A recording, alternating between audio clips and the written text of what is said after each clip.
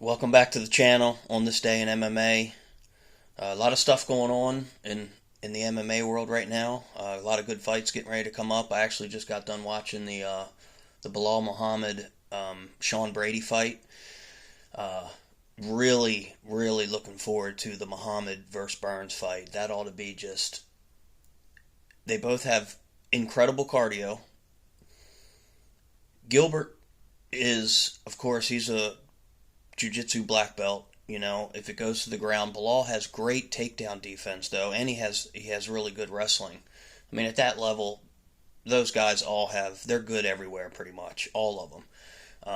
But really looking forward to that fight for sure. Bilal was just pressing Brady, and Brady was stinging him a little bit there in the first round.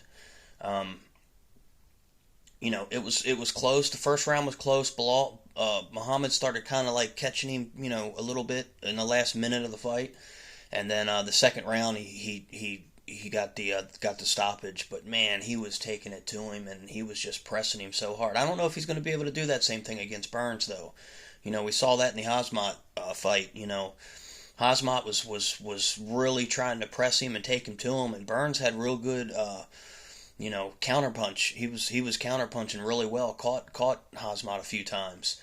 So, man, really looking forward to this Burns fight, the Burns and Muhammad. And I would, you know, is that a title eliminator? Does if whoever wins that fight, are they next in line for a shot there at welterweight at 170? I mean, I would definitely say if Bilal Muhammad wins that fight, I would definitely put him in line next for a title fight for sure at 170.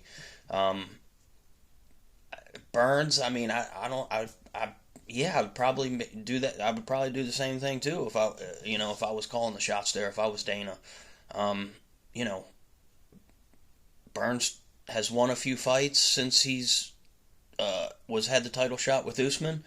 It's a different champ now, so. Um, Yeah, both of those guys, man, and they're both just so solid. They'll fight anybody, short notice. It doesn't matter who it is. I have so much respect for both of those guys, man. Gilbert Burns and Bilal Muhammad, both of them. They could give either one of them a title shot right now, and you really couldn't say much. You'd be like okay, you know. So really excited to see that one. I think that one's going to be, man, dude, that one could be fighted unless it ends early. Unless Burns, the thing I could see happening if Burns catches him, if Bilal starts pressing a little bit early, and starts trying to push the pace and press him a little bit, and Gilbert throws one of those overhand rights or something, or Burns's stand up has gotten so good over his last 2 years or a couple years here in the UFC. His stand up, I mean, he was really known for his jiu-jitsu. He's a jiu-jitsu world champion, Brazilian jiu-jitsu black belt. Uh, but his stand up is just unbelievable.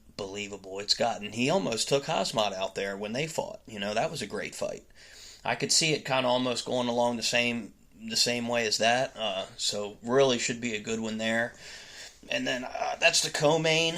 And then what do we have after that? We got the Cejudo Sterling. That ought to be a real good one too. Cejudo's been out for a while. He retired as the champ, and then Sterling has had the belt now for a while. He went through all his matchups. There's really nobody left for him to fight in that division except for Cejudo to come back.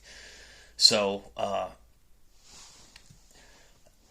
I don't think I don't know. The ring rust thing, and everybody has kind of like their different opinions on that. Is it a thing? Is it not a thing? I mean, I do think it's a thing if you just can't replicate being in there like that and the pace and the time and getting hit like that. I mean, I don't know if he does a lot. I'm sure he does a lot of sparring and stuff, but I would think it's probably still a lot different than actually being in there.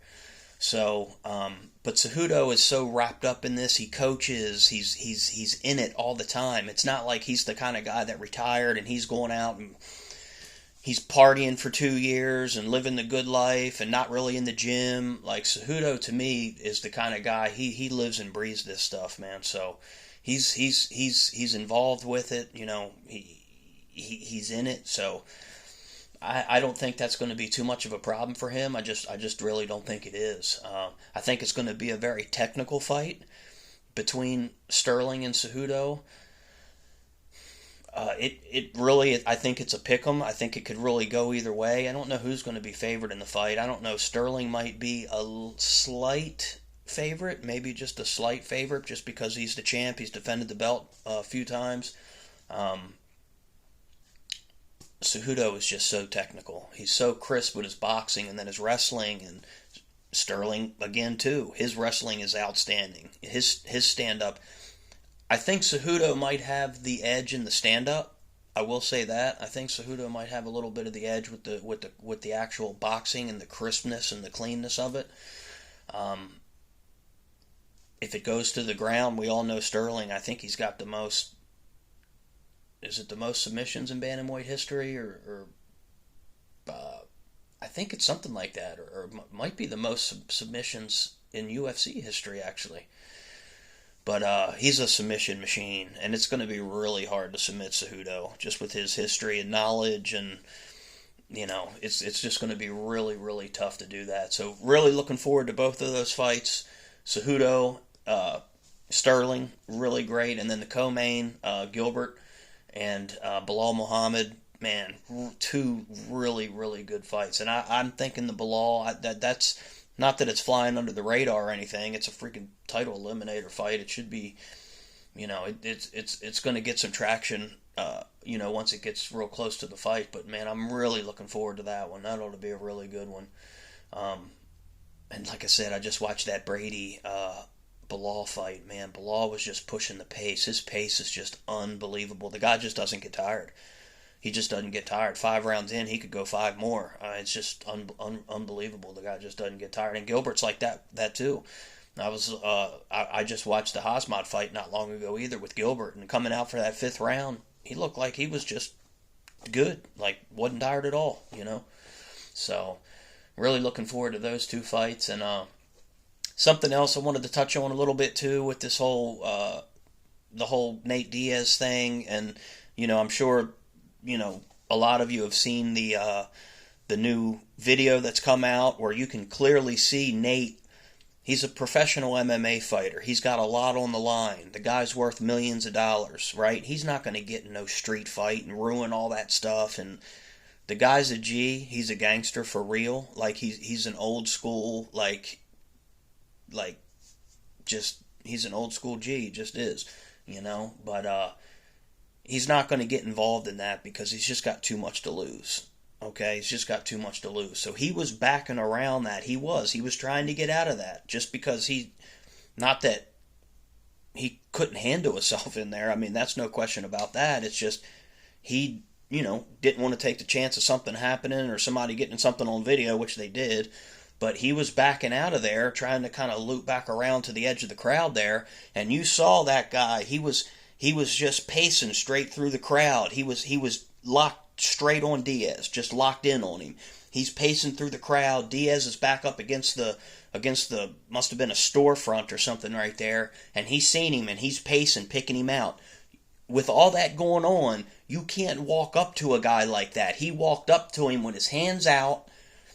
What do you expect him to do? I mean, he was defending himself. He did what he had to do. I mean, the guy came straight up to him, and he's a MMA fighter, they say, as well. I've never heard of the guy or anything, but he was clearly walking up, dialed in on Nate Diaz coming up. Now, what are you supposed to do? There's a big fight happening right here in front of you, and all of a sudden this guy is coming out of the crowd walking directly towards you.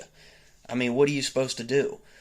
He choked him out, laid him down on the ground, and that was it. I mean, he didn't stand there and kick him and stay on top of him and beat his head into the ground and all that. He didn't do any of that. Choked him out, laid him down, walked away. At self-defense. The video clearly shows that. So I'm sure the lawyers are already working on all that stuff. The police have already probably seen the video. I'm sure they're getting things worked out. But that dude fucked up. The video clearly shows that. He definitely fucked up. Diaz was back against the storefront, just out of it. He came directly for him. He did what he had to do. So I see that probably going away, and I do see Diaz signing, or fighting Paul. I actually made a video. I know I'm just back to making videos again. I'm going to try to start doing them, daily or every couple days. I want to get back into doing them. But I did make a video, like, it was a while ago, like last year sometime, where I said within the next 18 months, this was before Diaz had his last fight and all that stuff, that he will more than likely probably run his last fight out, retire from, or leave the UFC and fight Jake Paul. You know, I kind of seen the writing on the wall on that one a while ago, like that was probably going to happen. But so we'll check back in a little bit later or tomorrow. Y'all have a good day. I appreciate the subscribers.